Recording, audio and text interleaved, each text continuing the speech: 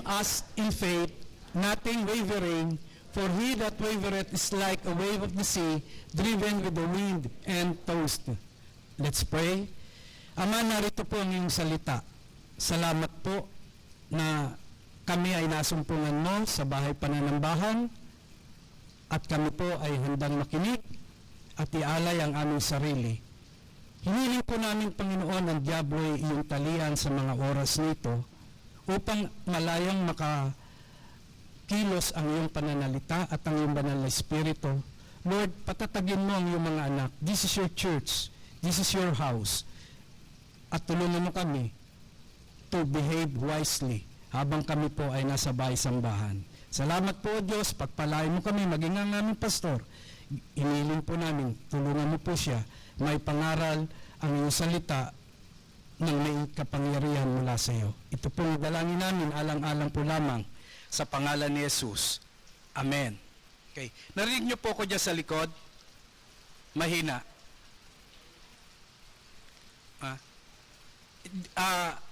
Ninang Malu, narinig niyo po ko dyan? Malakas? Okay lang? Oo. So, definitely, maririnig ako ng sa harapan dahil may nakakarinig sa likod. Okay. Umupo na po tayo ng may kasiyahan. Just relax, enjoy, and listen. I promise you na by the help of the Holy Spirit, ang salita ng Diyos ay maipangaral po natin ng mainam. Ngunit, hindi po ito manggagaling lamang sa akin. Ako'y inyong samahan sa pamamagitan po ng pakikinig ng salita ng Diyos. Okay, makinig po tayo. Ulitin po natin, tayo po ay nasa bahay pananambahan. At dapat magkaroon po tayo ng tamang pag-uugali kung bakit tayo pumunta sa oras na ito sa bahay pananambahan. Iwagsin nyo muna yung mga kaisipan na kung saan mag-ahad lang upang ang banal na Espiritu po ay kumilos sa atin. Hindi po kang Holy Spirit. Okay. Ako po ay isang mensahero na maaring gamitin ng ating Panginoon. So, sa oras na ito, tayo pong lahat ay mga-aralan ng salita ng Panginoon sapagkat ang ating topic sa umagang ito ay tungkol po sa why am I having so many problems? Bakit ba ako ay mayroong marami problema? Hindi lang sinabing problema, kundi bakit ako mayroong maraming problema? Taas po ang mga kamay kung sino ang mga narito sa ating harapan na walang problema. Taas po ang kamay. Hindi po, tumataas lang po ko para magtanong, ha? So, itaas ang kamay, kanang kamay, kung tayo po ay puno ng problema. Taas po kamay. Sige, wag po tayong mahiya. Okay, so nakita ko po halos lahat talaga yata may problema. Okay.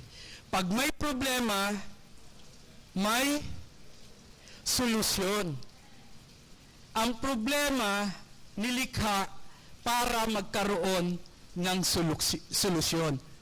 Okay? Walang problema kung walang solusyon. Yan po ang katotohanan. Pag may problema, ibig sabihin, may solusyon. Ang tanong, alam ba natin ang solusyon sa mga problema na meron po tayo? Yan po ang ating pag-aaralan. So, why am I having so many problems? A lot of people, when they have problems, they wonder. Nagtataka sila, bakit ba ako may problema? Bakit nararanasan ko ito? Tapat naman ako sa Panginoon. Hindi garantiya na kapag ikaw ay nasa Panginoon, wala kang magiging problema. Ang kagandahan po lamang, kapag may problema tayo, at tayo ay nasa Panginoon, kaagapay, kabalikat, katulong natin ng Panginoon, malagpasan ang mga problemang ating hinaharap. Yan po ang katotohanan. Ang solusyon nasa Panginoon. Huwag nating hanapin ang solusyon sa ibang bagay, kundi ang lahat ng problema natin, ang makakatulong po lamang, walang iba, kundi ang ating Panginoon. Naniniwala po ba kayo doon? Okay, say amen. Okay. So, maraming mga tao, when they have problems, they wonder. Tinatanong nila,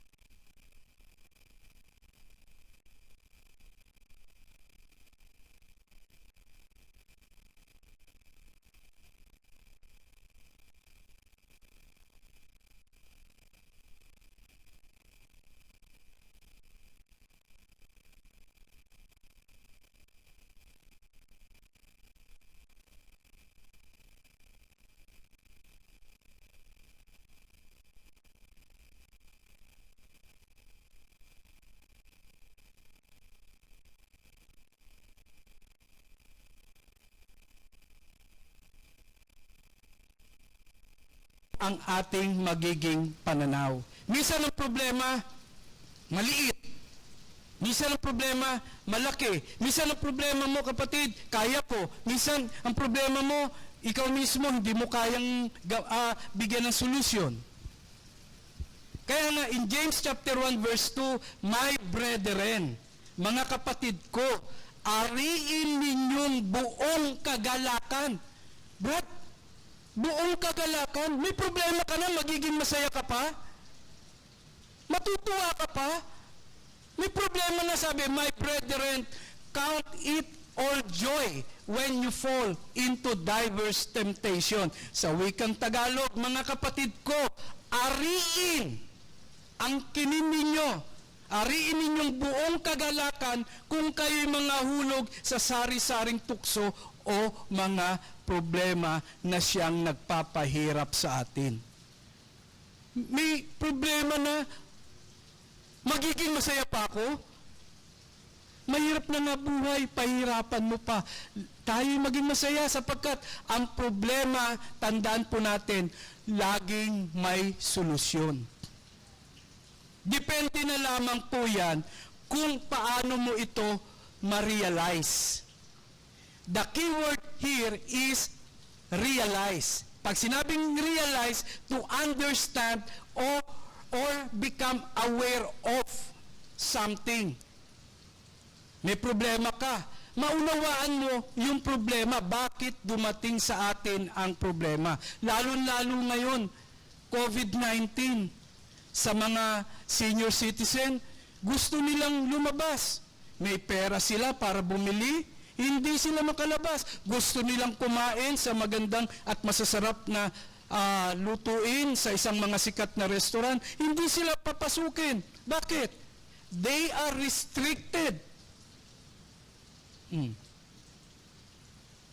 Sa mga kabataan, 15 years below, hindi makalabas. Bakit? Bawal. At yung iba naman, labas na labas. Hindi marunong sumunod. Di ba? Sa itinakda ng ating pamahalaan na maging maingat, lalo-lalo na po sa COVID-19. Hindi po garantiya na ikaw ay nabakunahan na at hindi ka mahahawahan. Ako'y nagpupuri sa Panginoon kasama ng ilang mga preachers natin dito at kapatiran na kumpleto na po namin yung 2 doses ng bakuna. Sinovac, ay, pangit ang Sinovac, gusto ko Pfizer. Okay, sige, magantay ka na ikaw ay mabakunahan. Kung merong may available, baka mamaya, kaantay mo, ma-COVID ka. Yung ipinagpipray natin, na kami ay nakikidalamhati sa kapatid na Hamed, yung kanyang tiyuhin, namatay po sa COVID-19. Yung ipinagpray natin, na siya immediately After the morning service, tumuloy siya para tulungan ng kanyang tiyuhin na matay. So, hindi po biro. Pwede kang maging carrier, o pwede ikaw rin ay mahawa. So, ingat po tayo. Minsan isipin natin, problema, hindi na ako makalabas. Tandaan niyo po, may solusyon sa lahat ng problema. Ang problema po, dapat nating maunawaan kung ano ang naging ugat, kung bakit tayo nagkaroon ng problema. Hindi tayo papatayin ng problema, pero tingnan natin kung ano ang naging ugat, sapagkat ang sabi ni Santiago, my brethren, mga kapatid, ariin nating buong kagalakan kung tayo po ay nahaharap sa mga mabibigat na suliranin. Madalas nga, suliranin natin, hindi naman galing sa Diyos kundi galing sa iyo per se. Ibig sabihin, resulta ng iyong maling desisyon in the past. Kaya nga, namumroblema ka ngayon So, ano ang solusyon? Mayroon pa rin. Manumbalik tayo sa Panginoon. Upang yung sakit na nararamdaman natin, huwag na nating maranasan. Sapagkat yung sakit na yan, yung problemang yan, hindi tayo aalisin ng Panginoon habang tayo nabubuhay hanggat hindi tayo natututo. Paulit-ulit lang ang problemang haharapin natin to the point na halos nadi-discourage ka na. Why? Patuloy mong sinusunod ang iyong sariling diskarte, hindi ang kalooban ng Panginoon. Hahayaan ka lang ng Panginoon na someday marirealize mo, susuko ka rin. Kasi mas may magandang plano kasi ako sa iyo. Hindi para ka pahirapan, kaya lang matigas ang ulo mo Matigas ang ulo natin, hindi tayo marunong sumunod sa Panginoon. So, titingnan natin, bakit ba tayo may problema? Atin pong papansinin yung God safety measures about the problem. Meaning, yung 4 na katotohanan ng buhay. The 4 facts of life. Una, problem are inevitable. Pag sinabing inevitable, unavoidable, hindi mo maiiwasan. Kaya nga, kahit na anong layo mo sa problema, magkakaroon ka ng problema. Tama? Unavoidable, yan po ang katotohanan. Kasi buhay ka pa. Nais ng Panginoon na sa problema mo, tulungan ka. So, number 1 facts, problems are inevitable. Hindi maiiwasan, meaning walang talagang hindi mawawala sa buhay natin. That's part of our life. James 1:2 ang sabi, mga kapatid ko, ariin ninyong buong kagalakan kung kayo'y mangahulog sa sari-saring tukso. Ibig sabihin, lahat tayo mauhulog sa sari-saring mga problema sa buhay. Brad, tukso yan Ano ba pagkakaiba ng tukso sa problema? Problema yan. Dahil pag natukso ka, gagawin mo yung gusto mo. So, pag ginawa mo yan, problema yan. May consequence yan.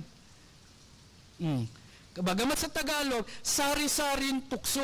Yun yung mangahulog. So, ibig sabihin, pag mangahulog, ibig sabihin yan, talagang makukuha natin sa ayaw at sa gusto natin.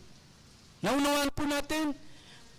Problems are inevitable. Jesus said in 16:33 ng John, ang sabi, ang mga bagay na ito ay isinulat o sinalita ko sa inyo upang kayo magkaroon sa akin ng kapayapaan.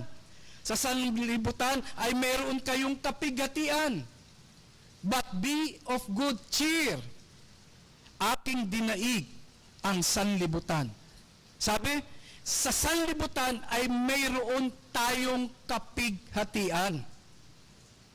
And in Peter, 1 Peter 4:12, ang sabi rito, Beloved, think it not strange concerning the fiery trial which is to try you. No, mga minamahal, huwag kayong magtaka tungkol sa mahigpit na pagsubok sa inyo na dumarating sa inyo upang kayo subukin na waring ang nangyayari sa inyo ay di karaniwang bagay. Huwag tayo magtaka. Meaning, problem, part of the, bahagi ito ng buhay. Huwag nating takasan. Bakos, habang tinatakasan mo ang problema, lalo ka niyang habulin. At pagka hinahabol ka na lagi, napapahabol ka, mapapagod ka. Manglulupay-pay ka. Darating ang oras, ayoko na, susuko ka na.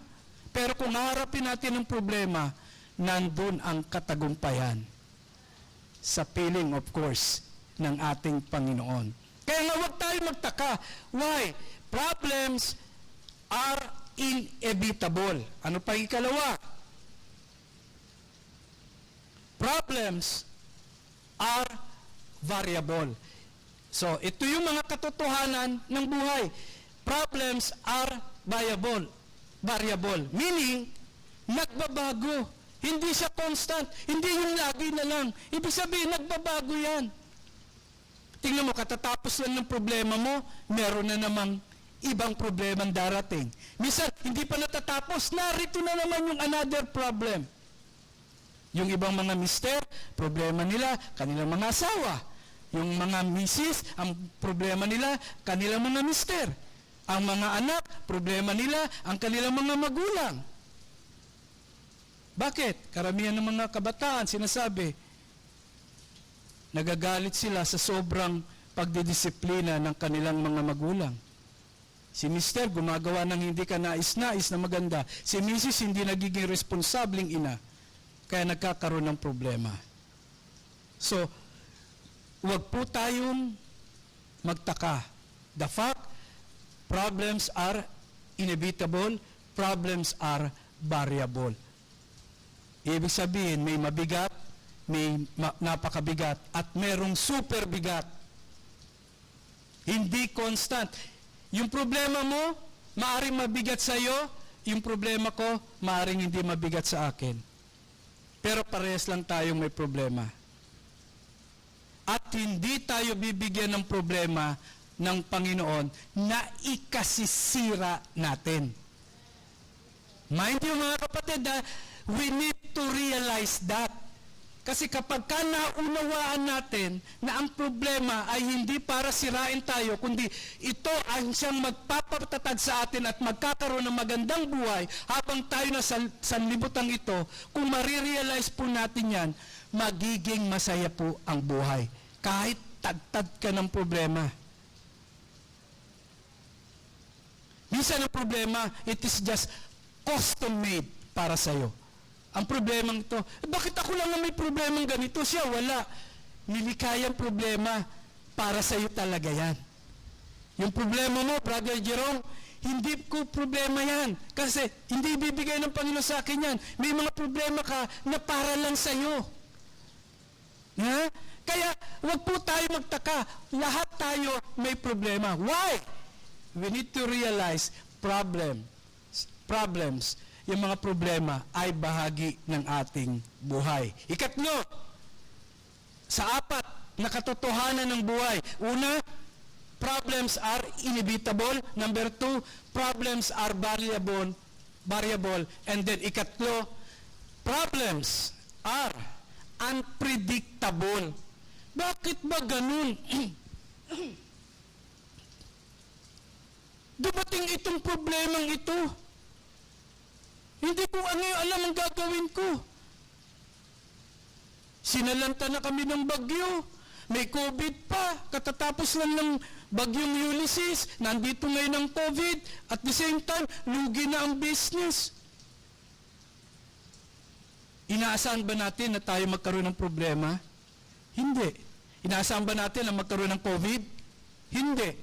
Kaya nga, problems are unpredictable. Meaning, cannot be known in advance. Hindi mo malalaman sa in advance na, ay, darating itong problemang ito.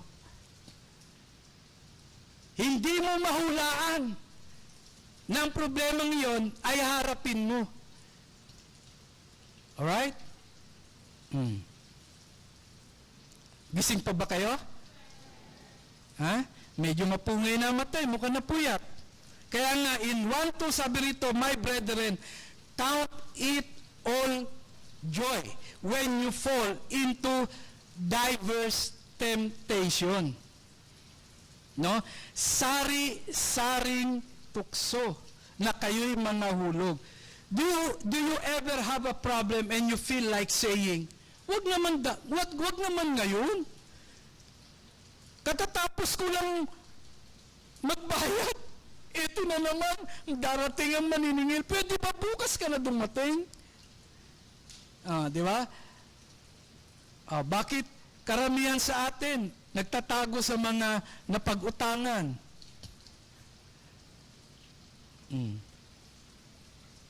Pag siningil, sabihin mo, wala ako ha. Tuturuan pa yung bata, yung anak. Sabihin mo, wala ako. Hindi natin nakikita na yung pagsisinungaling natin, itinuturo natin sa bata, sa kanyang subconscious mind, anak, tama na magsinungaling ha. Huwag kang aamin ng totoo ha. Kahit hindi mo sabihin directly sa ganun ang bata, yun ang itinuturo natin sa ating mga anak, sa ating mga pamilya. Sasabihin mo sa anak mo, dumating yung responsibilidad mo. At nakita ng anak mo, nay, hinahanap ka. At sabihin mo, wala ako. Sabihin mo, lumabas ako. Di ba? Kaya yung bata, sa murang kaisipan niya, lalaki yan na sinungaling din at mas lalala pa yan kumpara sa iyo. Bakit? Pinakitaan mo ng tamang ng yung pamumuhay na hindi dapat eh. Di ba po? Nandun pa ang katotohanan? Pagpunta natin sa simbahan, pakita mo sa anak mo na wala kang gagawin pagpunta mo sa simbahan, kundi matulog lang dyan, kalikutin kung ano yung iyong dapat kalikutin at hindi ka makinig ng salita ng Diyos. Paglaki ng mga anak mo, wala rin katututunan yan.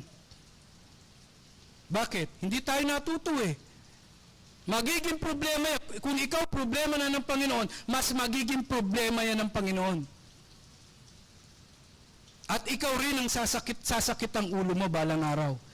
Mind you mga kapatid, tayo pumunta sa simbahan, sa bahay-sambahan ng Panginoon.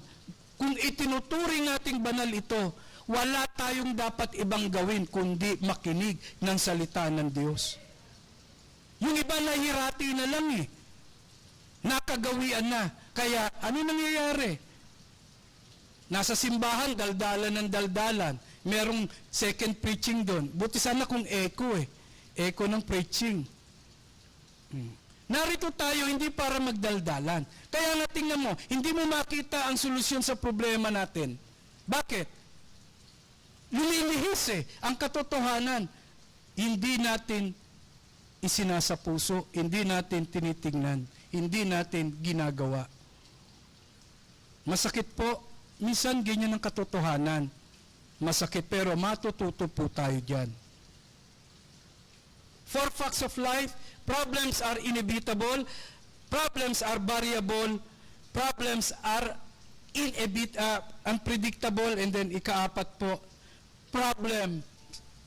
problems are purposeful. Ibig sabihin, may layunin. Yung problemang hinaharap natin, may layunin ng Diyos. Kaya tayo binigyan ng Panginoon ng problema, hindi para tayo sirain, kundi meron siyang gustong makita sa atin. May layunin siya. Meron siyang good intention na kung saan magiging masaya tayo sa ating buhay kung marunong lang po tayong makinig ng salita ng Diyos. They have a purpose. Anong purpose? To produce. Ano ipoproduce doon? Yung kaligayahan. Na habang ikaw ay may problema, naranasan mo na ba sa sobrang bigat ng problema mo, payapa ka pa rin? Nakaranas ka na ng ganong sitwasyon? Na kahit na anong bigat ng problemang hinaharap mo, payapa ka pa rin, nakakatulog ka pa rin ng mahimbing. Ibig sabihin, kung hindi ka nakakatulog ng maimbing at lagi kang balisa, ang iyong mata nangangalumata. Tama ba? Nangangalumat. Ano? Anyway, dumadaming eye bag. Dahil sa dami ng problema. Hindi ka makapagtulog, hindi ka makakain. Dahil sa tindi at bigat ng suliranin mo. Ibig sabihin yan, hindi pa tayo natututo ng salita ng Diyos. At hindi rin po basihan na matanda ka na sa simbahan, nauna ka pa sa mga leaders ng ating church, ay hindi ka makakaranas ng mabibigat na suliranin. Hindi po basihan yan yung haba ng pananatili mo bilang anak ng Diyos. At the more na na-overcome yung isa, meron pa yung susunod. Meron pa rin yung susunod. Kaya nga, yung mga problema hinaharap natin, hindi nga natin akalain, ba't nangyari ito? Ang bait ko naman, kumpara doon sa kapwa ko. Bakit? Sabi pa nga nila, bakit ba? Kung sino pa yung masama, siya pa yung matagal mamatay. Kung sino pa yung mabuti, siya pa yung maagang namamatay. Alam niyo ba isa sa mga kasagutan doon? Kaya sila matagal mamatay, ang kahabagan ng Panginoon nananatili pa rin sa kanila, na nais ng Panginoon makita na sila'y patuloy na nagkakamali. Binibigyan sila ng pagkakataong magbago. Yun ang pagkakaiba po. Bakit ako meron akong kamag-anak na maagang namatay, bata pa lang. Kasi baka magkalat yan dito sa mundo. No? Maaring yun ang ibang mga kadahilanan. So, tandaan po natin, problems can be productive. Again, problems can be productive. Sino ba gusto productive ang buhay dito?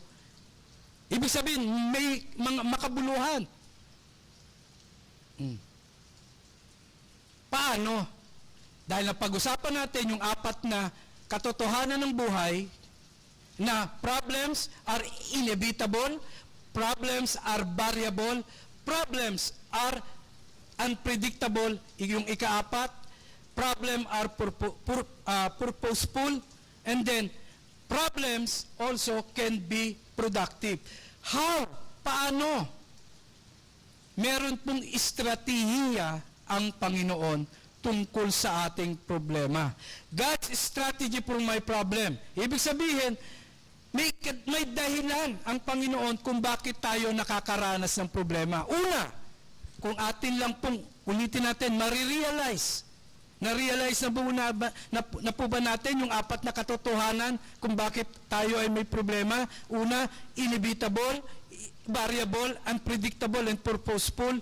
So kung naintindihan po natin, na-realize natin na that's part of life, then tingnan natin kung ano ang dahilan, the purpose. Number 1, problems come to test my faith. Ang problema ay dumarating para subukan ang ating pananampalataya. Kung nasaan na po ang iyong faith, kung nasaan ka na sa degree ng iyong pananampalataya sa Panginoon, ikaw pa ba ay nagtitiwala sa Panginoon? Ikaw pa ba ay alam mo na may maganda kang kinabukasan sa piling ng Panginoon? That's faith. Kaya nga, ang pananampalatayang hindi nasubok ay walang kabuluhan. Hindi mo yung bang faith that cannot be tested cannot be trusted. Dapat nasusubukan. Dapat nakikita kung ano na yung pananampalataya natin. Yun ang isa sa mga dahilan bakit binigyan tayo ng Panginoon. Makita niya na kung nasaan na po yung ating pananalig sa Panginoon. Nagtitiwala ka pa ba sa Panginoon? Nagtitiwala pa ba tayo? O ang ating pagtitiwala sa ating kalakasan, sa ating trabaho, at sa lahat ng resources na meron tayo? Kung titingnan natin, pwedeng sa isang isap mata, tanggalin niya ng Panginoon. Ang gold, paano siya pinipurify? Paano mo makikita yung ningning ng isang ginto? Di ba? Nasa subject siya sa napakainit, no? Na kalagayan. Talagang yung intense heat para lahat ng impurities humiwalay doon sa material na yan, yung gold. Gayon din naman ang silver. At pagka natanggal na yung impurities, doon mo makukuha yung purong-purong ginto. Ganon din naman. Habang tayo'y binibigyan ng problema ng Panginoon, sinusubok niya tayo. Dumadarang tayo sa init ng mga problemang ating hinaharap upang sa ganung pagkakataon, hindi kasaktan ng Panginoon, kundi makita kung anong pananampalataya meron ka na. At doon makikita natin sa ating sarili, nandito na pala yung level ng aking pananampalataya. Verse 3, James chapter 1 verse 3, knowing this, yamang nalalaman natin na ang pagsubok sa inyong pananampalataya ay gumagawa ng pagtitiis. Gumagawa ng pagtitiis. Ako po, expose ako sa mga mainitin ng ulo. To the point na naahawa ako sa init ng ulo. Lumaki ako na sa community na kung saan, ewan ko ba, sometimes the character ng isang tao na de-develop kung saang environment nandun siya. Tama?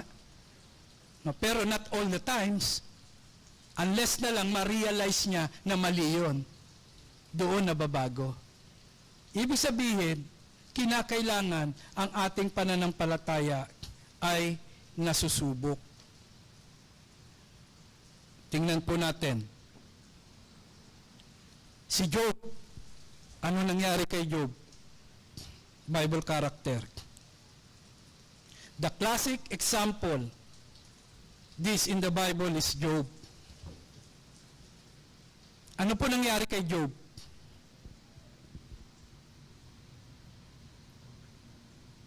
Di ba siya ay sinubok ng Panginoon? Anong nangyari?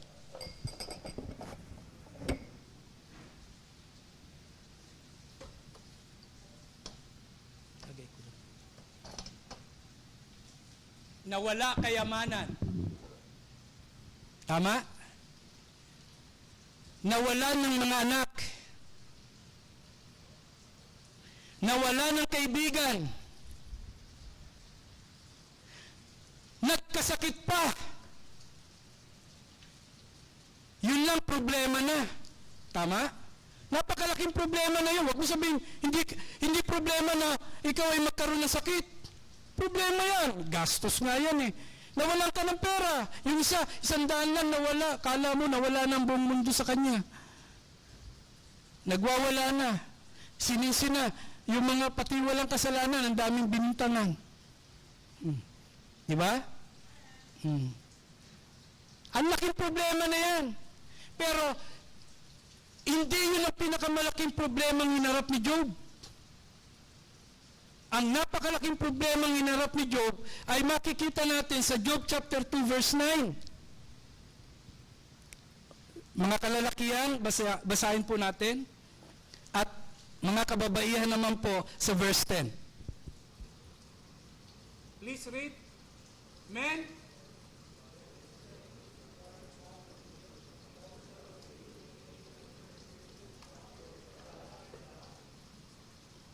verse 10, ladies.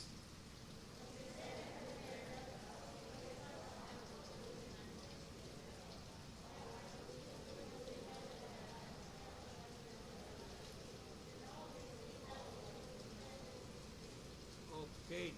Sabi ng asawa ni Job, sumpain mo na ang Diyos at mamatay ka na. Ito yung napakalaking problema niya. Nagkaroon siya ng naging wife. Brother Jerome, yung ba problema mo?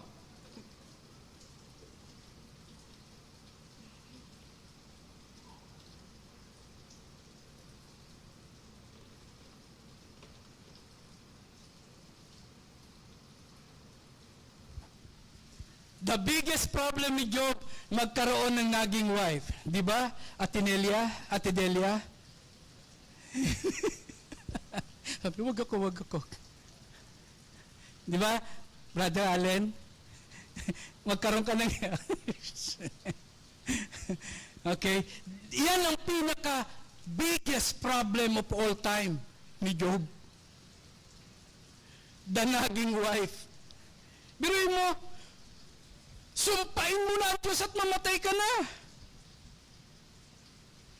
Oh. Husbands, ganyan ba problem natin?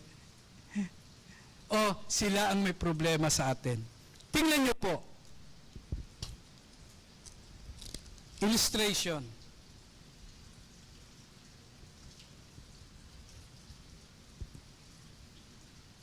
Ito po ay tea bag. Ilalagay natin sa isang baso na walang init, kundi malamig. At yung isa, ilalagay natin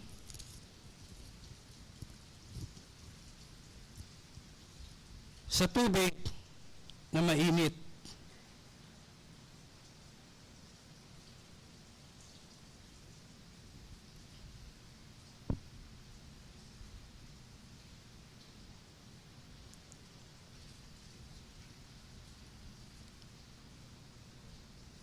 Ano po ang napunan natin?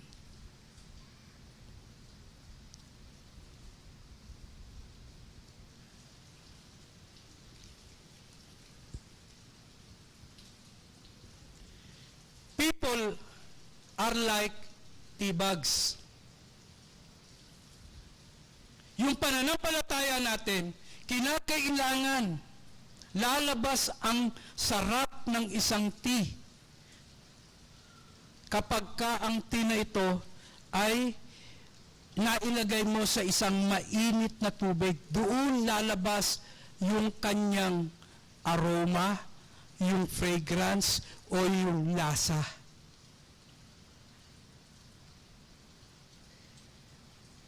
Kung ang pananampalataya natin hindi nasusubok, walang lalabas. Meron man, matagal. Unti-unti pa, hindi mabilis. Hindi kagaya nito, nadarang sa init. Pwede natin sabihin, yung init ng tubig, yun yung problema natin. At yung tibag na ito yung ating pananampalataya. Habang inilalagay mo sa init ang ating pananampalataya o yung problema yung pananampalataya natin, habang sinusubok yan ng Panginoon, habang tinitingnan niya ng Panginoon, may lalabas at may lalabas. Tama po ba? So, huwag nating kaasaran, kainisan ang problema. Sapagkat ang problema ay siyang magtuturo sa atin kung nasaan na yung pananampalataya natin. Nakagaya ng tea na ito, lumabas ang kanyang lasa, ang aroma, at yung namnam, linamnam, sarap na meron ang tea bag. Yung isa, parehas nadarang sa tubig, kaya lang dahil malamig, ayaw niya, laging tumatakbo sa problema, hindi lalabas ang kanyang tunay na pagkatao, yung tunay na karakter niya, o yung tunay na pananampalataya, meron siya. Nasaan po yung pananampalataya natin? Saan natin ikukumpara yung pananampalataya natin? Dito, dadanas ka ng hirap. Susubukin ang pananampalataya mo, pero dahil sumunod ka sa nais ng Panginoon, lalabas yung tunay mong pananampalataya. Dito, yung pananampalatayang hindi nasusubok, wala. Hindi mo magagamit. Sayang lang. Di ba? Ang tagal na natin sa Panginoon. 1984, Bible Baptist Church of Pasay Incorporated was established under the Security and Exchange Commission.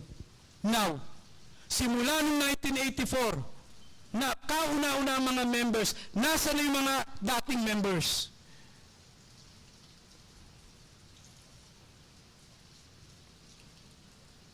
Nasa na yung kanilang pananampalataya? They should be an example sa believers na sumusunod sa kanila. Anong example ang susundan sa kanila? Anong pananampalataya meron sila? Anong pananampalataya mangyayari? Na kapag kami tumitingin sa mga mananampalatayang kagaya nila, na pagka tayo nang hina sa pananampalataya, hindi ba natin nakikita marami ang nakatingin sa atin? Wag tayong, kaya tingnan nyo po, pag dumating ang problema, lito ka, tuliro ka, hindi mo malaman kung sa ano gagawin mo. Why? Wala kang kapayapaan, wala kang kagalakan sapagkat hindi lumabas ang pananampalataya na meron ka. Mahina, o lumabas man, mahina, kulang. Gaya ng tibag na ito, susubukin tayo sa ating pananampalataya. At doon makikita ng Panginoon, oh, nandito ka na sa level 1, now you need to step up to level 2. After overcoming the level 2, then you need to step up to level 3. Hindi yung level 3, pupunta ka, mag-step down ka to level 2. Then, step down again. Ibig sabihin yan, yung step down, backsliding in the faith. So, ano purpose? Problems develop problems come to test my faith. Ikalawa, problems develop my endurance. In James chapter 1 verse 3, yamang nalalaman na ang pagsubok sa inyong pananampalataya, testing of faith, no? Sabi, ay gumagawa ng pagtitiis. Gumagawa ng pagtitiis. Nakakita ka na ba ng tao na yung bang, kung tawagin, sorry yung bad words, nakala mo ba masaktan lang ng konti para bang nana kung masaktan? Di ba? Ma-offend, ganun na lang parang nana. Why? Hindi pa nagmamature eh. Huh? So, problems develop my endurance. We need to realize the problems comes to test our faith, then problems develop our endurance. They come to test your faith and to produce in you the quality of endurance. The result of problems in your life is staying power, meaning the ability to keeping on, patuloy pa rin, na kahit na anong problema ang dumarating, patuloy ka pa rin maglilingkod sa Panginoon, hindi ka ma-offend. Kahit sa ating pastor, kasi kagaya rin natin siya na nagkakamali. Pero magkamali man ang ating pastor, hindi niya sinasadya, not by principle. But by principle, totoo ang ating pastor. Kasi bakit ka napagalitan? Kasi tigas ng ulo natin eh. Lawit na dila lang, lawit na yung litid ng ating pastor, ayaw pa rin natin makinig. Kaya maraming pastor, ang sakit, high blood. Bakit? Ikaw ang dahilan eh. Sana tayo na lang maging high blood dahil mas marami pa siyang magagawa. The ability to hang in there, na kahit na anong problema, matitiis mo. Titiisin natin dahil alam natin, ang Panginoon, katulong natin, kaagapay natin. Hindi niya tayo pababayaan, ni pagkukulangan man. He will never forsake us. Ano ba ang pagkakaiba ng convenience sa patience o endurance? Paano natin ito mabibigyan ng pagpapaliwanag?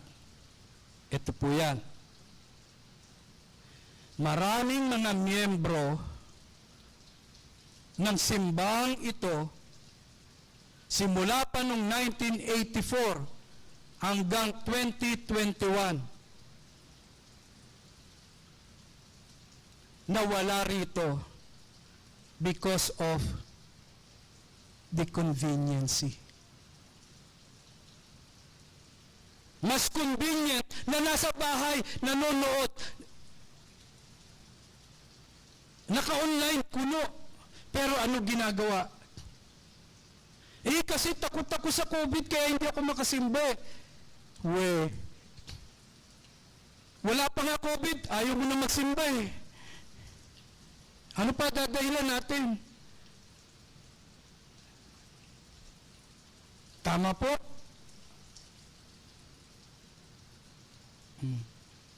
Wala pa COVID eh. On and off ka na sa pananambahan mo sa Panginoon. Pagka kumbinyente ka, magsisimba ka. Pagka medyo nahihirapan ka, ay, next week na lang ako magsisimba. Ay, next week na lang. Yun yung conveniency. Wala din yung endurance. Hindi mo makikita din yung patience. Bagamat ang Bible, humihingi ng patience sa atin. Pagtitiis. Baka mahina ang lungs ko eh. Kaya hindi muna ako magsisimba. Kahit naman walang COVID eh.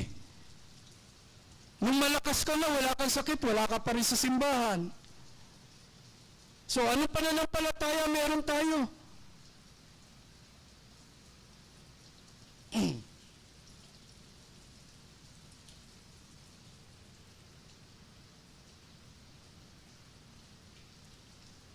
We need patience. We need to endure. Dahil sa endurance na yan, diyan lalabas yung ating pananampalataya. See? Unti-unti nang nagkakaroon ng kulay. Ibig sabihin, ang tagal lumabas. So, yung character, hindi agad na didevelop. Kumbaga sa film, sa Kodak, kinudakan, yung bang hindi na-develop, underexposure o overexposure. Pero sa Panginoon, wala naman na-over na naglilingkod. Basta may problema ka, alam ng Panginoon. Sabi nga, di ba, one of the reality facts ng ating buhay, ang problem binigay sa iyo, suitable para lang sa iyo.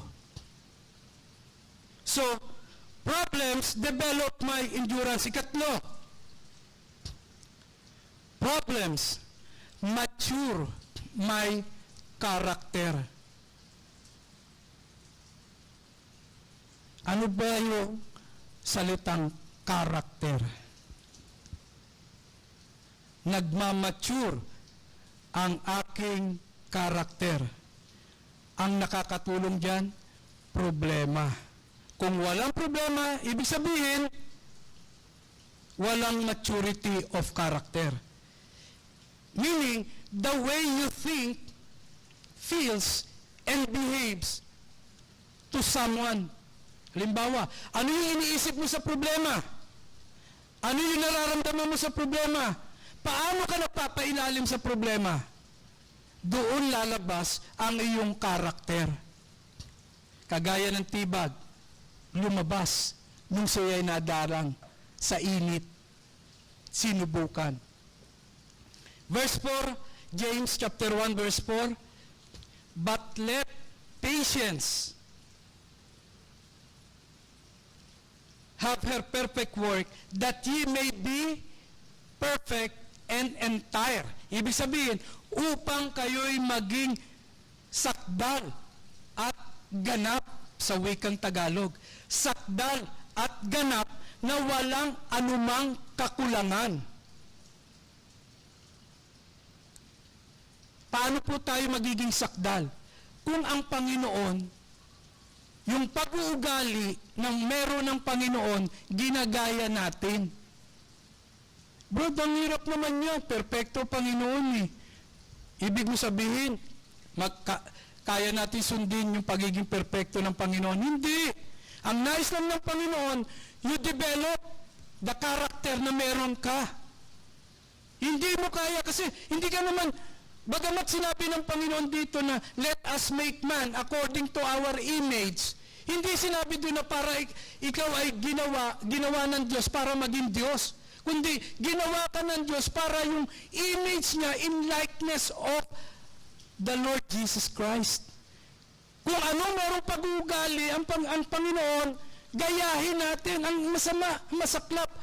Kung sino pa yung mga iniidolo mo na makasanlibutan, walang initinutulong maganda sa iyo. Yung pa ang mas pinaniniwalaan mo kaysa ang Biblia. Madalas sa mga kabataan, nakakilala lang ng girlfriend, ng boyfriend, nakindatan lang, nabigyan lang ng message. Wala pang isang buwan, bumigay na, nagtiwala na. Mas pinagtiwalaan yung nakilala niya ng isang buwan kaysa yung pinagkatiwala, yung bang pinaghirapan siya na mula nung siya ay nasa sinapupunan hanggang sa siya ay lumaki. Mas pinakinggan yung ibang tao kaysa ang magulang. Tama? Pag puso ang umiral, hahamakin mo, magulang mo, sabi, wag ka munang mag-asawa, wag munang manligaw, mag-aral muna. Grade 6 ka pa lang. Nanliligaw ka na. Ang tanong, ano ba ang purpose? Bakit ka nanliligaw? Men, ano purpose? Young people, ano ba dahilan? Bakit tayo nanliligaw? Ha? Anong dahilan?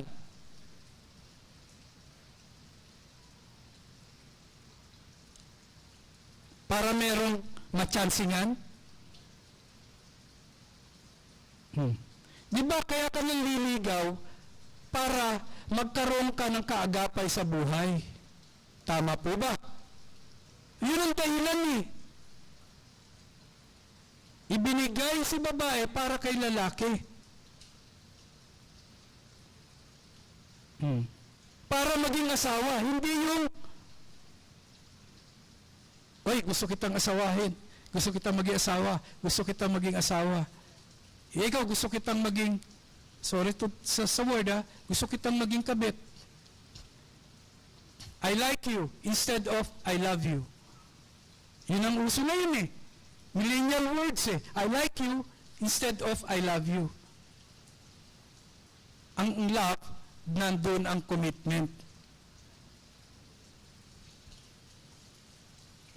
Right?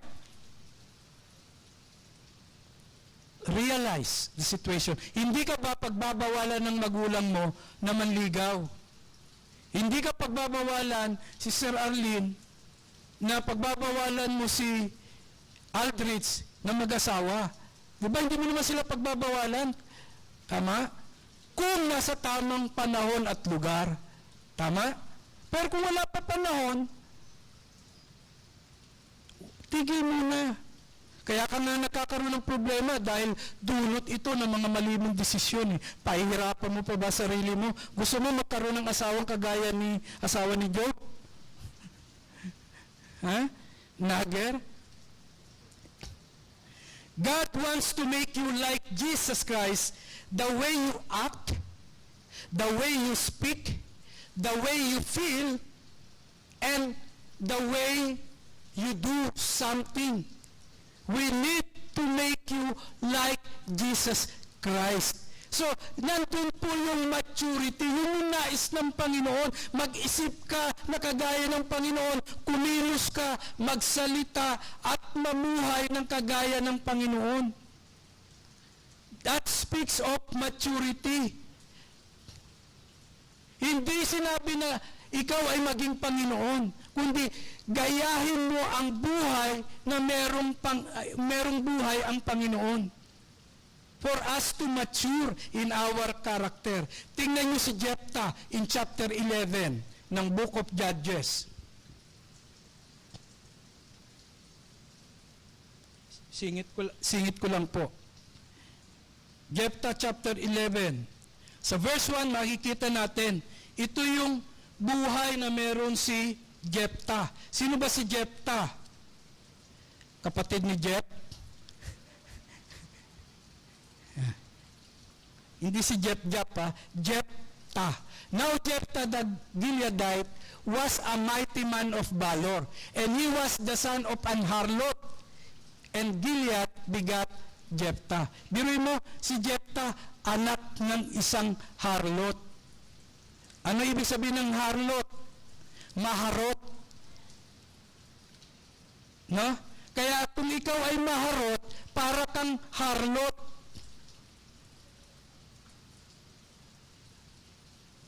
Para kang bayarin. Anak. Bago, ano ang sitwasyon niya? Siya ay laging nilalait ng kanyang mga kapatid. Bakit? Anak siya sa labas eh. Bata pa lang, tinutukso na. Ano tukso? Hindi ka naman anak eh. Ni tatay eh. Anak ka sa labas, anak ka sa labas. Ampong ka lang, napulot ka lang sa tae ng kalabaw. No? Ganun yung pang-aasar kay Jephthah. Di ba problema yon? Malaking problema yon dahil nga doon, sabi ni Jephthah, ay, alis na lang ako dito sa bayan namin sa Gilead. Bakit? Wala akong magandang kinabukasan dito eh. Kasi lagi akong tinutukso, nilalait, binubuli. Pero, kahit ganun ang kalagayan ni Jephthah, ang sabi ng verse 1, he is a mighty man of valor. Pag sinabing a mighty man of valor, ibig sabihin, nag-excel siya. Parang sa school. Pag nag-aral ka, makakakuha ka ng ikaw ay magiging valedictorian. Kung sa board exam, ikaw ay top-notcher. At kung sa kasundaluhan, ikaw ay, yung sabihin natin, yung beyond ng capability mo, ginawa mo ayon sa iyong katungkulan. Kaya ikaw ay pinarangalan. Distinction sa ordinary na award na nakukuha. Ang sabi, si Jephthah, a mighty man of valor. E dumating yung pagkakataon na itong Ammonite, sasakupin ng bansa ang bayan ng Gilead. At yung kanyang mga kapatid na lagi siyang tinutukso, binubuli siya, lumapit sa kanya at nagpasabi, pwede ba Jephthah? Ang sarap. Ate kayo dyan, piso lang, isang baso. No. So, inunilait siya, lumapit sa kanya.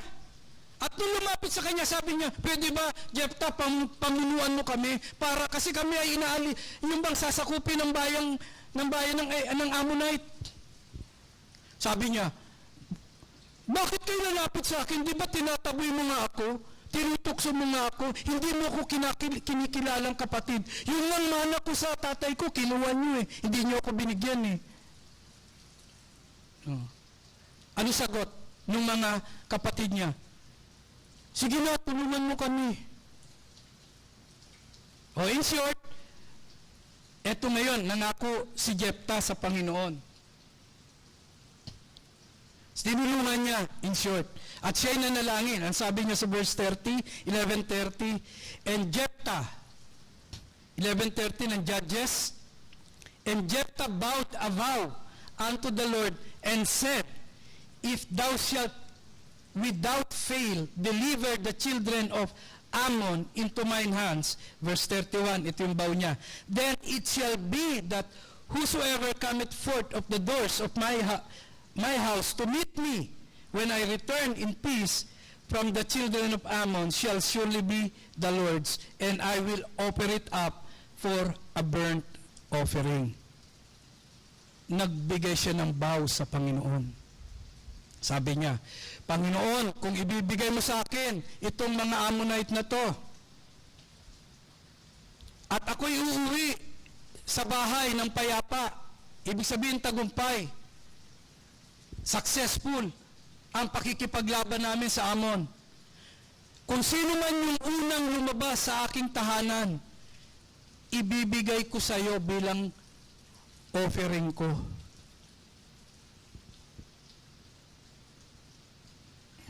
Now, umuwi siya.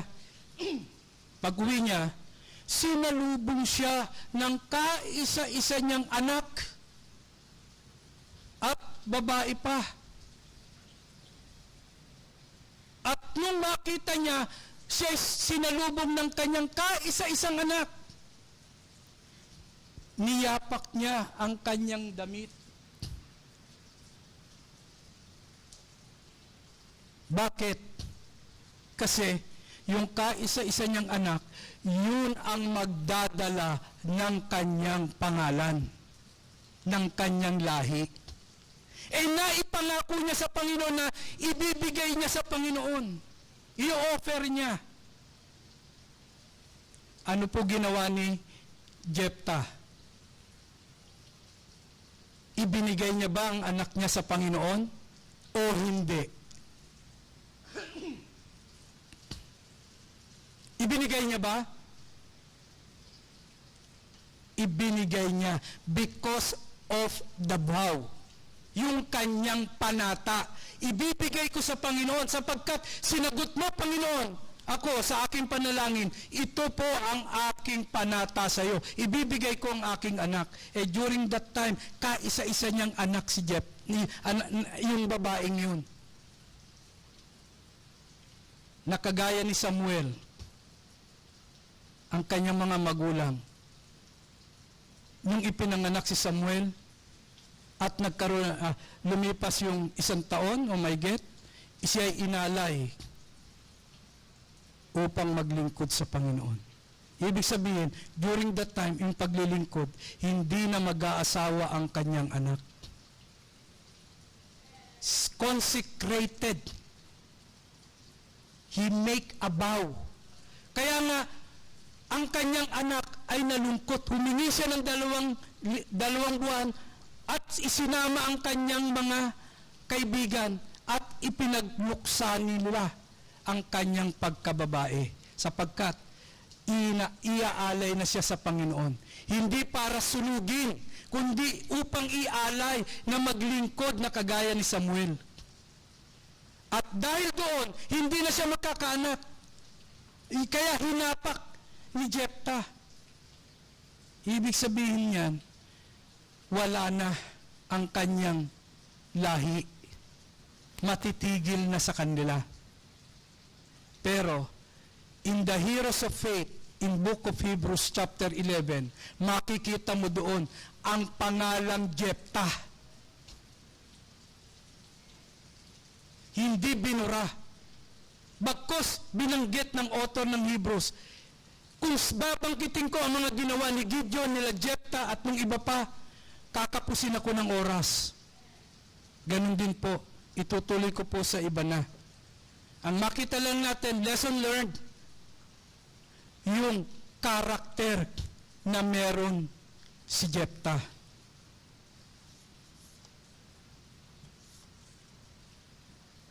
Nag-mature. Dahil ipinangako niya, sinunod niya. Problems mature my character.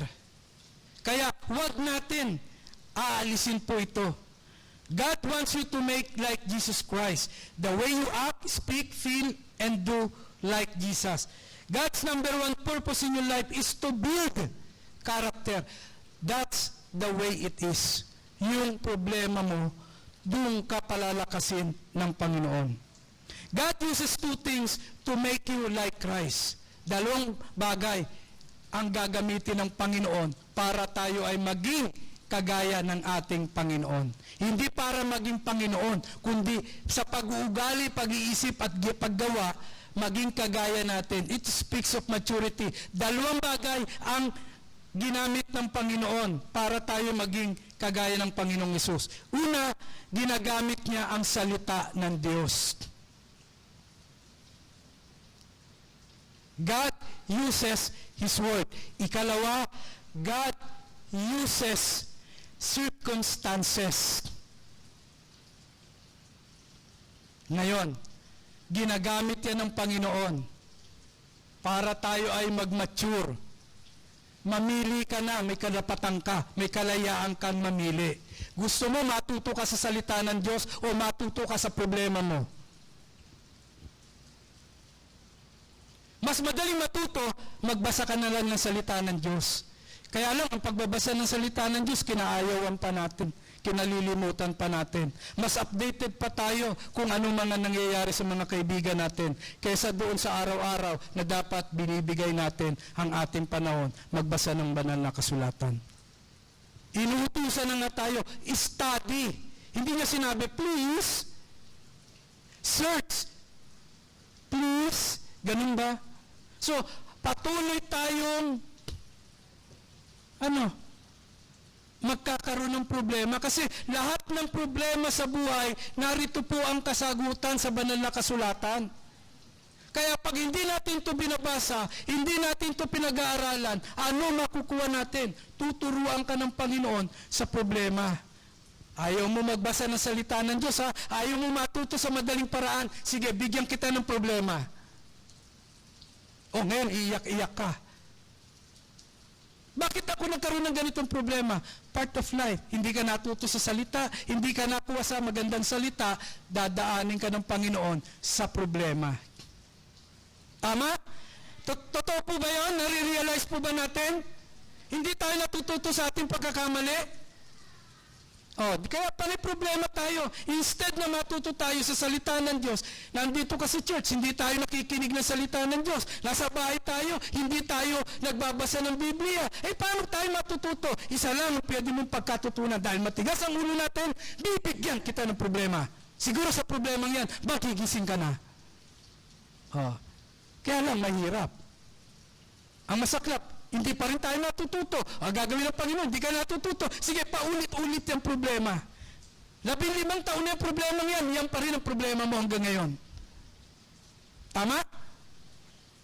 Paulit-ulit lang. Bakit? Hindi tayo natuto eh. Ayaw mo matuto sa salita ng Panginoon, bibigyan ka ng problema ng Panginoon. At pag ayaw mo pa rin matuto, uulitin lang ng Panginoon ang problema yan. It's yours. It's your option.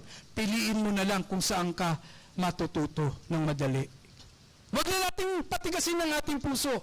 Kaya nga nakita natin ang strategy o kadahilanan ng ating mga problema. Ngayon, pag-usapan naman natin God's system on how to respond to problem. Meaning, how do I respond to the problem? Ano ang akin dapat maging tugon kapag ka ako ay may problema? Una, rejoice. In James chapter 1 verse 22, ang sabi po rito, count it all joy, my brethren. Count it all joy. Gikin, nakikinig ka, Joy Gikin? Count it all joy. Ibig sabihin, ariin ninyong buong kagalakan. Brad, magiging masaya pa ba ako? Tad na nga ako ng problema. Kaya nga may problema, tinuturuan tayo ng Panginoon. Out of that problem, rejoice. Dahil hindi mo maiaalis yung apat na katotohanan. Problems are inevitable. Tama? Ano nga uli yun? Variable, unpredictable, purposeful. Hindi natin maiwasan yan. We need to realize that. Hanggat hindi natin nare-realize, hindi natin mauunawaan yan. Tanggapin na lang natin ang katotohanan. Huwag na tayo mag-deny. Tanggapin na lang natin. Ang problema ay bahagi ng buhay. Kaya nga, pag may problema ka, instead na magmukmuk ka sa sulok, wala kang ginagawa, iyak ka ng iyak dyan, nauubos ang oras mo. Ang baho-baho mo na, ayaw mo pang maligo, lumabas. Para kang, yung bang binuhusan ng, yung bang itinambak na lang dyan. Instead of, yung bang magmukmuk ka sa sulok, rejoice! Lord, thank you po sa problemang ito sapagkat dito sa problemang ito, tuturuan mo ko kung paano maging maligaya sa pamamagitan ng mga solusyon. Tama? Amen? Wala na? Tulog na ba? Tulog pa? He's saying you can rejoice in those things. Pwede tayong maging masaya sa problema. Kaya lang, ayaw nating maging masaya. Bakit? Pinipili natin na maglukmok na lang. May magagawa ba yun? Na nandun ka lang sa isang sulok, hindi ka tatayo, hindi ka kikilos, makakatulong ba yun? Hindi. Lalo ka lang magkakaroon ng maraming wrinkles. Di ba? Karamihan nga ng wrinkles because of the problem. Gagastos ka pa para mawala yung wrinkles. Maging masaya ka lang. Sabi, a merry heart is do it like a medicine, di ba? Maging masaya tayo. Minsan yun ang kulang eh. Stress ka sa buhay. Bakit? Ayaw mo mag-rejoice eh. Mas pinili mo maging stressful kaysa maging rejoiceful. Ikaw rin ang gagawa niyan eh. It's your choice. Problems in life are inevitable. Hindi mo na talaga maiwasan yan. But misery is optional. Meaning, yung pagiging, yung para ka bang miserable na, optional yan. Bakit? Yan ang iyong pinili. Pinili mo maging miserable instead of maging rejoiceful. That's number one. How do I respond to the problem? Number one, rejoice. Number two, request. Ano ibig sabihin ng request? At James 1:5, if any one of you lack wisdom, samahan niyo po ako magbasa. Let him ask of God. Again, ulitin natin. If any of you lack wisdom, let him ask of God. Ibig sabihin, humingi tayo ng tulong sa Panginoon. Instead of complaining, instead of murmuring, let us request. Yun naman ang gusto ng Panginoon eh. Matuto ka. Kasi sa paghingi mo sa Kanya, ipinakikita mo na nagtitiwala ka sa Kanya. Yung mga mangungutang, bakit ka lumalapit sa mga may pera? Kasi may tiwala ka, pautangin ka. Di ba? E nung lumapit ka, hindi ka pinautang, miserable ka ngayon. Bakit? Sinabi ng Panginoon, huwag ka na kasi lumapit sa tao. Totoo, ginagamit ang tao para makuha at mabigay yung pangangailangan natin. Pero, the real source is still the Lord. Siya pa rin ang source. Minsan, ibinigay na ang hinihingi mo. Mas naging masaya ka pa doon sa hiningi mo kaysa doon sa hiningan mo.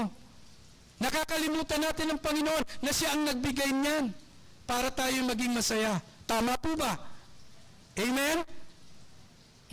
Request. Kaya ka hindi nakakakuha ng mga kaya hindi yung problema mo ay nananatili pa rin sa atin. Hindi natin Hindi tayo lumalapit sa Panginoon. Sabihin, Panginoon, hirapan na po ako eh. Pwede ba tulungan mo ko? Bigyan mo ko ng talino. Magsubo ka ng taong tutulungan ako. May problema ka na nilalayuan mo pa ang Panginoon. Hindi lang nilalayuan, nagtatampo pa tayo sa Panginoon. Hindi mo lang nakuha ang gusto mo, masama na loob mo.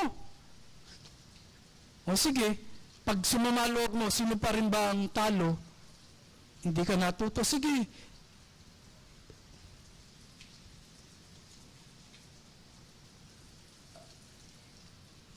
Paulit-ulit ka lang. So para wag maulit, hindi na tayo, lapit na tayo sa Panginoon. Siya lang naman talaga makakatulong sa atin eh. Instead of asking, why? Bakit ba nangyari ito sa akin? Isipin na lang natin, Panginoon, ano ba ang gusto mong ituro sa akin sa problemang ito? Instead of complaining, ask God, what is the lesson? What do you want me to learn? What do you want me to teach from this problem? Alamin po natin sapagkat iyon ang sa mga solusyon. How do I respond to problem? Number 1, rejoice. Number 2, request. And then number 3, relax. Huwag naman sa sobrang relax mo sa pakikinig ng salita ng Diyos, tulog ka na dyan. Huwag naman, over-relaxing na yan. Sabi nga, ang sobra, masama din. Ang hindi lang ang masama, yung sobrang maglingkod sa Panginoon kasi wala naman talagang sobrang paglilingkuran. Relax! James 1:6, ang sabi po rito, kababaihan, samahan niyo po akong basahin. Ready? Ladies? Are you ready? Read.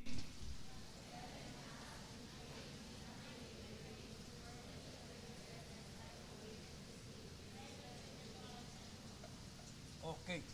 Ngunit humingi siyang may pananampalataya na walang anumang pag-aalinlangan. Ibig sabihin, relax ka, kampante ka, na pag humingi ka, sasagutin tayo ng Panginoon. Why? Alam natin, nagtitiwala tayo sa Kanya, na hindi niya tayo bibiguin, na tayo, hindi tayo mag-aalinlangan. Kaya ibigay yan ng Panginoon o hindi, magtitiwala pa rin tayo sa Panginoon. Relax! Yun yung relaxing. Hindi mo na kinakailangan pang pumunta sa any salon para ma-relax ka. Pumunta sa mga mall. Hindi yan ang relaxing. Yung alisin mo yung pressure sa yung dibdib. Ilabas mo. Hindi yun ang relaxing. Ang tunay na relaxing, humingi ka sa Kanya na may pananampalataya na walang anumang pag-aalinlangan. Kung may problema, ibig sabihin yan, be happy. Maging masaya tayo. In short, nandiyan na po ang salita ng Diyos eh. Ang kulang na lang, application. Tinuturuan tayo ng Panginoon. Pag may problema, sabi, magsaya. Count it. No? Ibilang mo na isang kagalakan. Instead, ayaw mo maniwala sa salita ng Diyos. Ba't ako magagalak? Di mo problema tayo. Relax. Sapagkat, in 2 Corinthians chapter 12, verse 9, my grace is sufficient for thee. May kanya-kanyang biyaya ang Panginoon para sa atin upang tugunan ang lahat ng ating pangangailangan. Anong problema mo? Tutugunan ka ng Panginoon sa iyong problema. Ang kailangan lang natin mag-rejoice, mag-relax, saka mag-request. James chapter 1 verse 6. Anong sabi nga uli ng talata? Muling paalala. But let him ask in faith, nothing wavering. Huwag mag-aalinlangan. Kung nag-aalinlangan, paano nga tayo makakapag-relax? At tandaan po natin, when a problem comes you, can be sure of two things. Kapag ka ang problema ay dumating sa atin, makikita natin yung dalawang bagay. Sigurado. Ano yung dalawang bagay na yan? Una, the devil is trying to destroy you. May number 2 agad. Sige. And God wants to develop you. Dalawang bagay. Una, the devil is trying to destroy you. Yung problema, hindi inilikha ng Panginoon para ikaw ay sirain. Ang sisira sa iyo, ang diablo. Ibig sabihin, ilalayo ka sa palatuntunan mayroon ang Panginoon. The devil will destroy you. And then, number 2 facts. Sure 2 things. And God wants to develop you. Ang problema mo, kahit na anong hirap, Brad, wala ka naman kasi sa aking kinatatayuan eh. Ikaw pa naman, ma-COVID. Hindi walang dadalaw sa iyo. Makakapag-relax pa ba ako noon? Wala ka kasi sa katayuan ko. Gamitin po natin yung pananampalataya natin.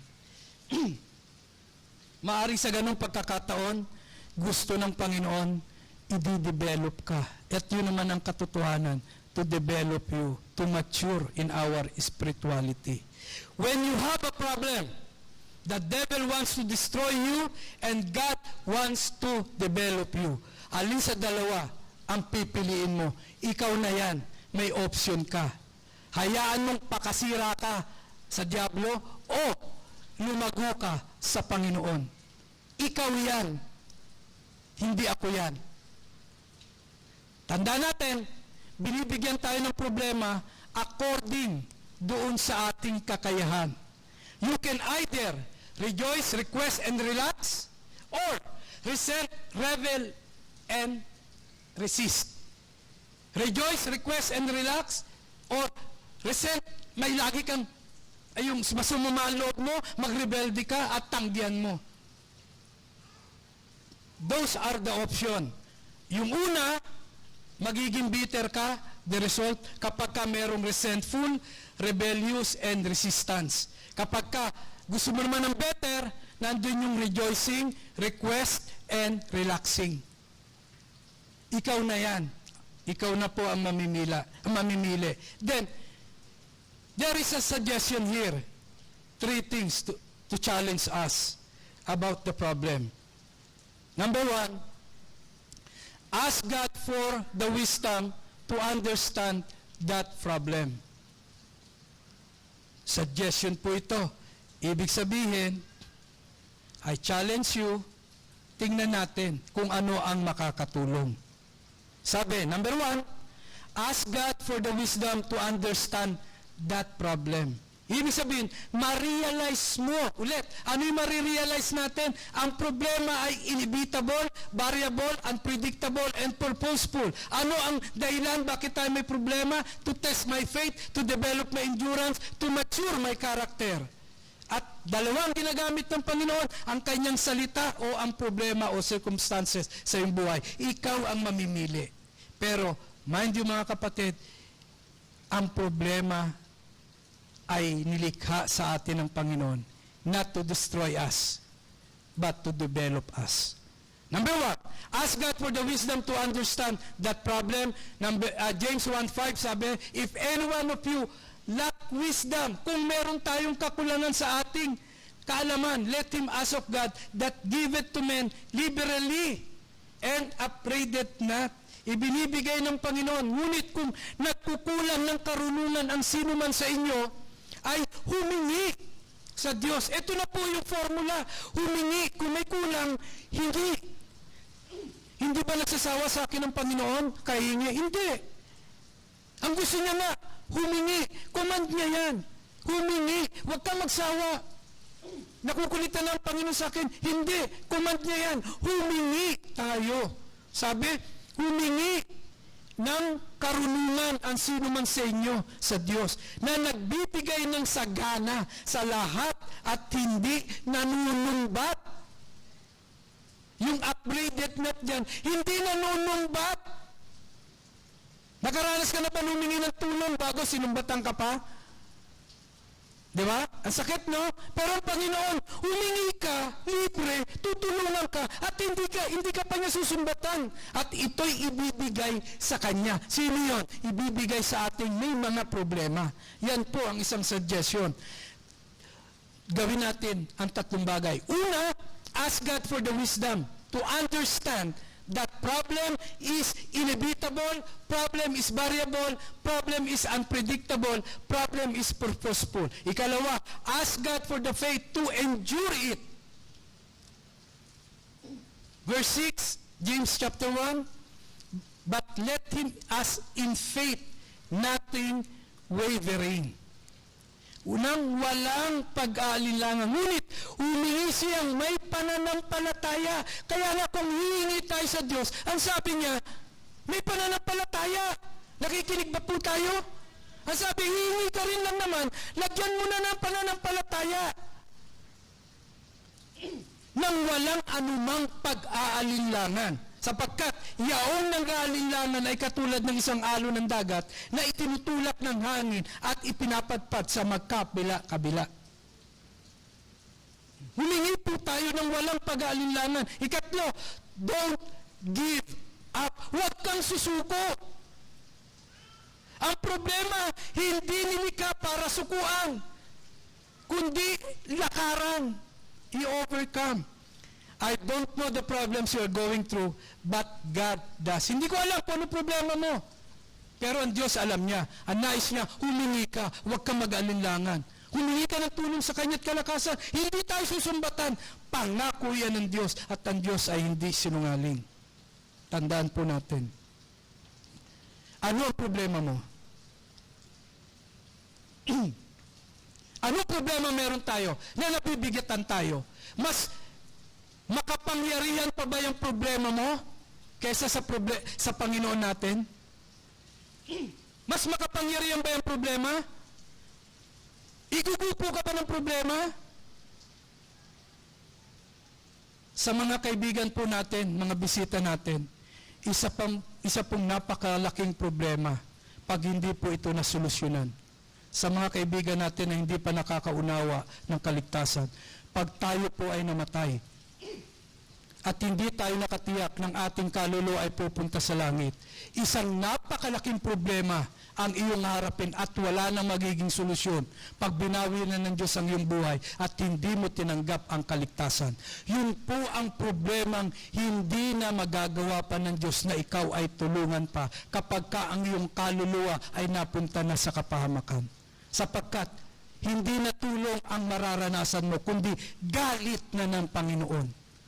Pero habang buhay pa tayo, ang sabi ng Panginoon, tanggapin mo ang kaligtasan na na kay Kristo Jesus. Ibig sabihin, ang ating kaluluwa para pumunta sa langit, tanggapin mo sa puso mo si Yesu Kristo bilang Panginoon mo at tagapagligtas. Ika'y manampalataya na yung Kristong napako doon sa krus ng Kalbaryo na siya'y namatay, inilibing at nabuhay na muli. At aminin mo na ika'y makasalanan na mapapahamak at sasabihin mo, Panginoon, iligtas mo ako. At ang sabi niya, Romans chapter 10 verse 9, ang sino mang tumawag sa aking sa pangalan ng Panginoon ay maliligtas.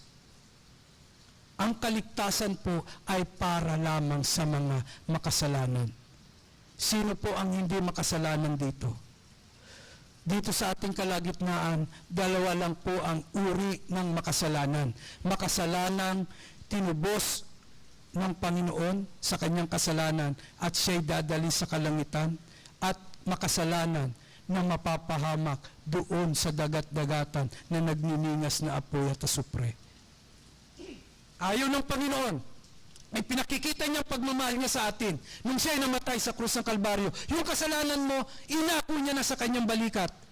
At sinabi niya, hindi mo kayang bayaran na yung kasalanan. Ako na ang nagbayad. Ang nais ko lang, gawin mo yung tatlo. A, B, C. Accept, believe, and confess. Tanggapin mo si Kristo sa iyong puso bilang Panginoon at tagapagligtas. Manampalataya ka, yung Kristo na napako doon sa Kalbaryo, na siya'y namatay, inilibing at na muli, Ginawa niya yun para tayo tubusin sa ating mga kasalanan. At ikatlo, magsisi tayo at sabihin natin, Panginoon, patawarin mo ko bilang makasalanan at iligtas mo ko sa kapahamakan. Yan ang nais ng Panginoon sa atin. Kung hindi natin gagawin ang pagtanggap, pagtawag sa Panginoon Jesus bilang ating Panginoon tagapagligtas, hindi na masusolusyonan ng problema mo ang pagpunta mo sa impyerno. Hindi ka natutulungan ng Panginoon, bagkus susumpain ka na ng Panginoon. Ibig sabihin, tinalikuran mo, sinabi mo hindi kita kailangan.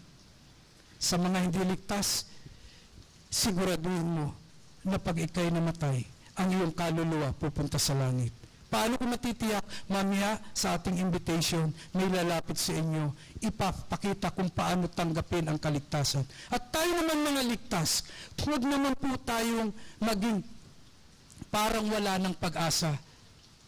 Lalo-lalo na po, matagal na tayo sa Panginoon, ipakita natin sa mga sumusunod sa atin, ipakita natin na maging matapat tayo sa Panginoon upang tayo ay gayahin.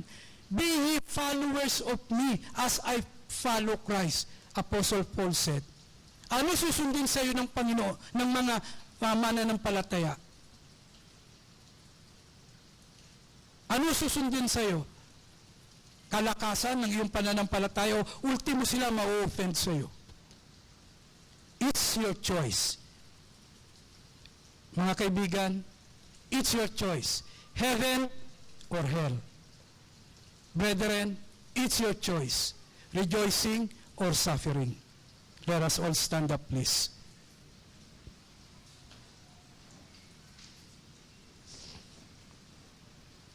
O Panginoong Diyos, narito ang iyong salita. Ikaw na po ang kumilos sa puso ng bawat isa. Magligtas ka po sa aming kalagitnaan. Lord, maawa ka po. Kumilos na ang iyong banal na Espiritu upang sila'y maligtas. At ang iyong mga anak, Panginoon, tumatag sa pananampalataya, idinadalangin po namin. Tulungan mo po sila. Lord, ikaw po ang aming pag-asa. Marami na po kaming problema at kami ay iyong tutulungan sapagkat ikaw ang nagsabi, humingi lamang po kami sa iyo at kami iyong pagbibigyan. Salamat po sa iyong pangako. Ito po'y aming dalangin, alang-alang po lamang sa pangalan ni Jesus. Amen. Habang lahat po ay nakayuko, nakapikit, kung meron kang nais na ilapit sa Panginoon, narito po ang altar. Manalangin po tayo dito sa harapan. Come. Hindi ko alam ang problema mo. Basta ako alam ko, may problema ako na nangangailangan din ng tulong at awa ng Panginoon. Narito po ang altar. Ipakita natin, Panginoon, hirap na ako eh. Ang sakit na ng damdamin ko, puso ko, tulungan mo po ako.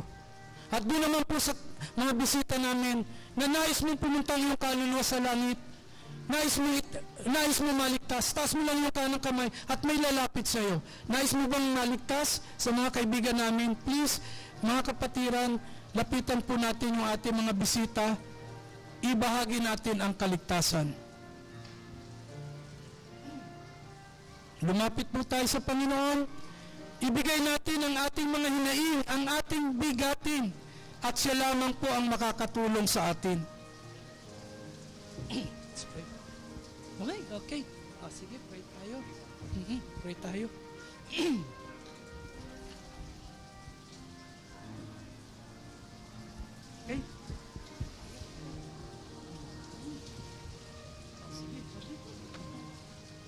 Pray tayo, he? Paano mag-pray? Okay. Sige. Lord, narito mo ang mga bata dito. Lord, lumaki sila na mayroong magandang pagkakoon na nakikita. Marami, Panginoon. Tulungan mo na magkaroon sila ng magandang halimbawa upang lumapan din sa magkaroon na sarili nila. Alalayan mo ang mga bata dito. Tulungan mo sila kapagal ng Panginoon. Sa kanilang sarili, ingatan sa kanilang mga pamilya.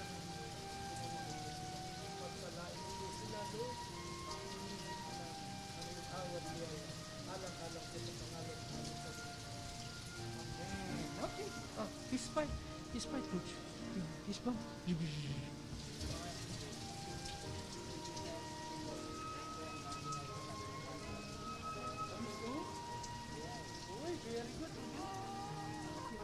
Tayo po'y lumapit sa ating mga pamilya. Tayo po'y magpanalanginan.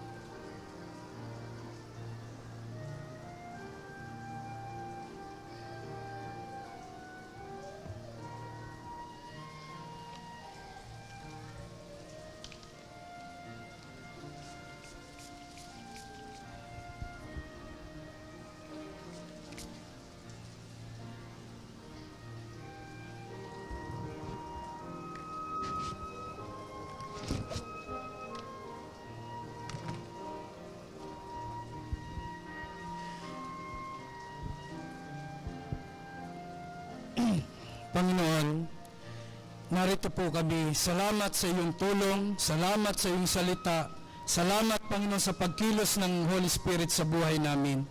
Kami Panginoon ay patuloy na lumalapit sa iyo. Tulungan mo kami sa aming mga kahinaan, kami po yung palakasin at higit sa lahat ng mga circumstances, problem, difficulties na meron po kami.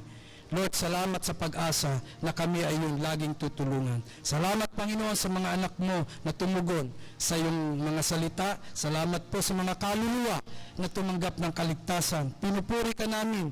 Alam namin na mga anghel sa kalangitan ay nagkagalakan, nangangatuwaan dahil sa mga kaluluwang naligtas. At higit sa lahat, mga anak mo na binabago at patuloy na binabago ng iyong salita. Salamat po, O Diyos, alang-alang po sa pangalan ni Jesus at sa iyong kapurihan. Amen.